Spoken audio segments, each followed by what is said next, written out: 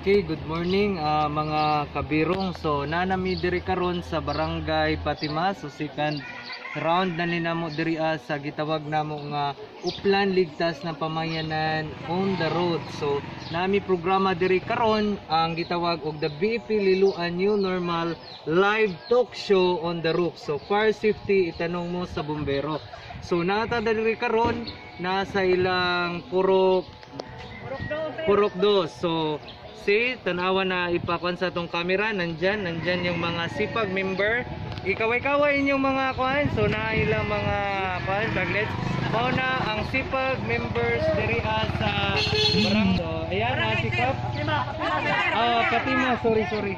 Sa Fatima dihay. So nata karon sa Barangay Fatima.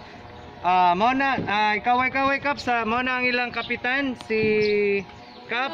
Okay, so maabtik nga kapitan. So si Kap Nimpa. So karon atong ihatag ang atong kuan sa pag-alala. So na mga fire safety tips atong tawagon si FO1 Valles sa iyang fire safety tips para mahitungod sa fire safety in the workplace and sa Uplan Kaluluwa.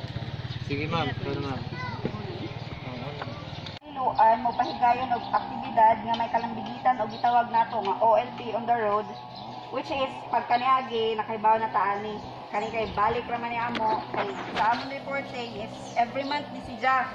Ang Fatima is naapil si Jack sa among 3 apil sa tulo ka barangay nga among target, kaya ang among target nga barangay is Barangay Amaga kag Bungalon ang Fatima. Kaso karon kay October naman ta kani yung barangay twice sila mo bisitaon. Kung next month kani nga program is mapadayon gihapon, another two meetings na punta next month pohon. Basig mabuong na mo ba nga balik man sila. So need ni namo na okay ra ba na ninyo? Basig basin bag samo kay nga na pero pahinumdon na po ni namo ang mga taga-bureau kahatag sa kadaot sa mga kabutangan o kinabuhi sa mga tao.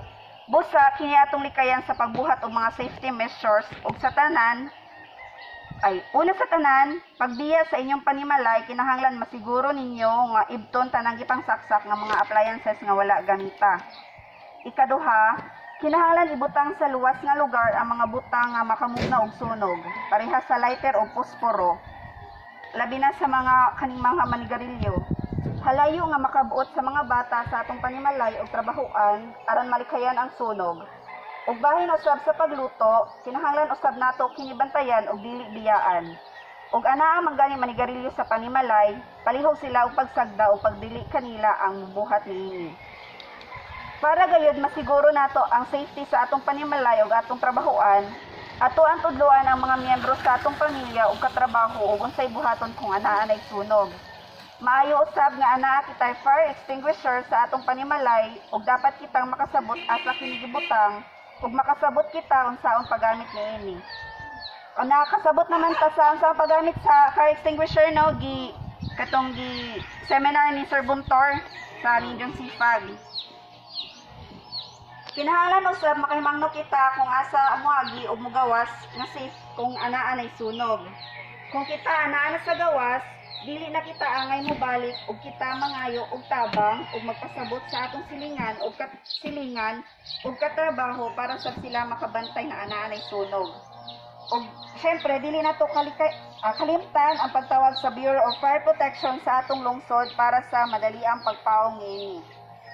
Ug dugang pang pasabot karong hapit ang adlaw sa mga patay or undas, daghan kanato ang mga magdagkot og kandila sa atong panimalay ug trabahoan para sa mga kalag nga libod suroy. Isigurado gayod nga inyong bantayan hangtod kini mapalong. Ug kita gani mo biya ato kini paungon para sa paglikay sa sunog. Ato asad ibutang ang atong kandila sa luwas nga lugar ug mahilayo nga mga duulan sa mga bata. Pipila lang kini sa mga sugyot aron hingpit nga luwas kita ug atong panimalay sa sunog. Mas maayo man nga sa atong pagpudyo, pagbiya o pagbakasyon, masiguro kita nga luwas ang atong panimalay sa kadaot nga mamugna sa madakuang sunog. Ang inyong kabomberohan sa Liloan, uban sa nagkalain-lain nga ahensya sa gobyerno nga nagpabiling nga alerto, nag-alagad og nagserbisyo kaninyo aron masiguro ang kahapsay ug kalinaw ug malikayan nato ang lain-laing trahedya parihanyong sunog. Daghang salamat og stay safe natong tanan.